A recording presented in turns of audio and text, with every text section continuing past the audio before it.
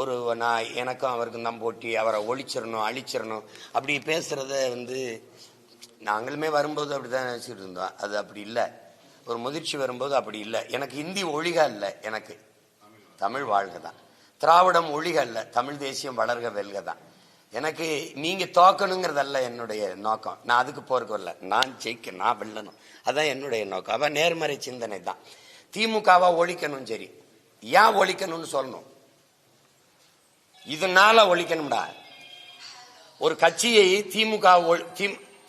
திமுகவை வீழ்த்தணும். மாற்று யாரு? அதிமுக இல்ல.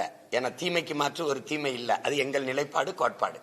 நபிகள் நாயகத்திட்டே கேட்கிறாங்க, இந்த தீமையை எப்படி ஒழிப்பீங்கன்னா நன்மையை வச்சு தாங்கிறாங்க. நெருப்புக்கு நெருப்பு மாற்று இல்ல, தண்ணி தேவைப்படுது. அந்த தண்ணி யாரு?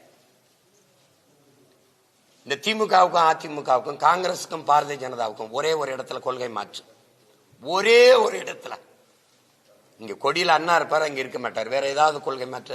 அண்ணா இவங்க வந்தா கமிஷனே வாங்காம அது நடக்கும், இவங்க வந்தா சாராயம் இருக்காது, இவங்க வந்தா மலையை வெட்ட மாட்டாங்க, இவங்க வந்தா மண் அள்ள மாட்டாங்க, இவங்க வந்தா ஏதாவது ஒண்ணு சொல்லுங்க.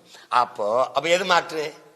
ஒரு கோட்பாடு மாற்று. இந்தியம் அது இருந்ததில்லை, உருவாக்கப்பட்டது. திராவிடம் ஏமாற்று, திருட்டு போய் கூட்டம் ஏமாற்று.